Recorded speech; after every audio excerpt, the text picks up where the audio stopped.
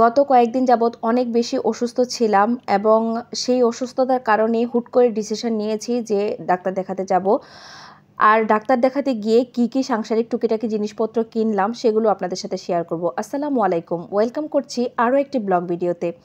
কেমন আছেন সবাই অবশ্যই কমেন্ট করে জানাবেন। আজকের ব্লগটা স্টার্ট করে দিলাম গতকালকের একদম ভোর ৬টা থেকে। গতকালকের ক্লিপ এটা, কারণ যেহেতু গতকালকে ডাক্তার দেখাতে গিয়েছিলাম আপনাদের সাথে আপডেট একটা শেয়ার করেছিলাম একটা ছবি পোস্টের মাধ্যমে।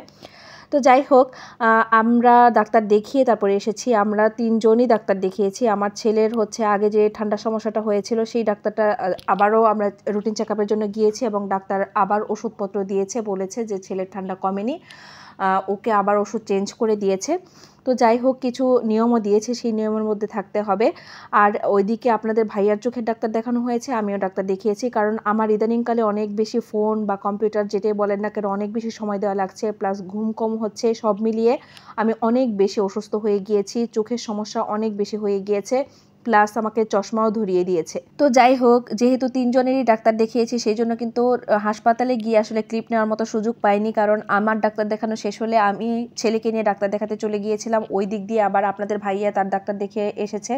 তো এইভাবে আমরা ডাক্তারটা মেনটেন করেছি, কারণ যখন আমাদের চোখে ডাক্তার দেখানোর সময় তখন আমার ছেলের ডাক্তার দেখানোর সময় ছিল। তো যাই হোক, দুপুরের টুকটাক একটু খেয়েছি, খুবই সামান্য খাবার খেয়েছি। মোরগ পোলাও আমার ছেলে খেতে চেয়েছিল, তো তার পছন্দ অনুযায়ী আসলে খাওয়া হয়েছে। একটু পর্দা কিনতে গিয়েছি আসলে, মানে আমি ডাক্তার দেখাতে যাই বা যেখানে যাই না কেন, ময়মনসিং গেলে আমার দেখা যায় কি যে এই টুকটাক সাংসারিক টুকিটাকি জিনিসপত্র কেনা পড়েই যায়।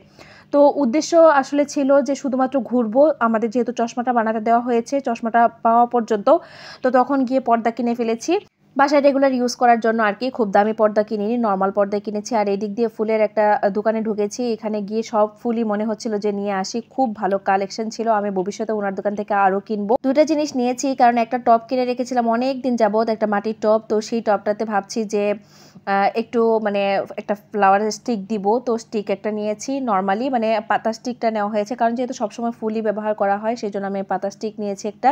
আর একটা হচ্ছে মরিচটা নিয়েছি, মরিচেরটা হচ্ছে রান্নাঘরে সাজাবো, কারণ সবাই দেখি রান্নাঘরে খুব সুন্দর করে সাজায় যারা আমরা ভিডিও মেকিং করি তারা আসলে। তো যাই হোক, সব কিছু কেনাকাটা শেষ, চশমা পেয়ে গিয়েছি। তো এসে হচ্ছে গাড়িতে উঠে তারপর দেখলাম এই সানসেটটা দেখতে যে আমার কি ভালো লাগে।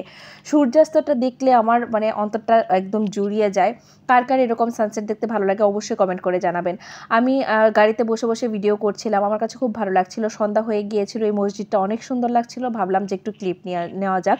তো যাই হোক, আমার শরীরটা অনেক খারাপ লাগছিল। আমি পুরোটা রাস্তা কি পরিমাণ কষ্ট করে যে এসেছি এটা বলে শেষ করতে পারবো না। এই স্টিকটা নিয়েছি আসলে রান্নাঘরে রাখার জন্য, পাতা স্টিকটা আমার যে বললাম না একটা ফুলদানির কথা, সেই ফুলদানিতে রাখার জন্য। আর এই দিকে নিয়েছি এই মরিচটা আপনাদের ভাইয়ার পছন্দে কেনা হয়েছে, সে বলেছে এটা অনেক সুন্দর লাগছে, এটা নিয়ে নাও, দেখতে ভালো লাগবে। তো যাই হোক, আর এই দিক দিয়ে আমরা যেহেতু চশমা বানানো হয়েছে, আমার ছেলের ডাক্তার দেখানো, তো পর্দাও কিনেছি, এক্সট্রা কিছু রিংও দিয়ে দিয়েছে, বলেছে যে অনেক সময় দেখা যায় অনেকগুলো নষ্ট হয়ে যায়। এইগুলো মানে 2টা কিনেছি জর্জেটের ডাবল পার্টের, আর বাকিগুলো হচ্ছে সিনথেটিক যে কাপড়ের পর্দাগুলো হয় সেগুলো। অবশ্যই আপনাদের সাথে পরবর্তীতে লাগিয়ে তারপর আবার শেয়ার করব। স্কিন কালারের চশমাটা আমার প্রথম যে চশমাটা দেখালাম, আর এটা হচ্ছে আপনাদের ভাইয়া যেহেতু মানে ফুল ফ্রেমের চশমা পরে সেই জন্য কিন্তু তার জন্য ওইটাই নেওয়া হয়েছে। আর আমি নিয়েছি একদম মানে একটু আপডেট ভার্সন, কারণ আমার কাছে ওই ফুল ফ্রেমেরগুলো ভালো লাগে না। তো এই পর্দাগুলো কিনেছি, কেমন হয়েছে অবশ্যই কমেন্ট করে জানাবেন। আর আমি অবশ্যই এটা টানিয়ে তারপর আপনাদের সাথে শেয়ার করব ভিডিওটা।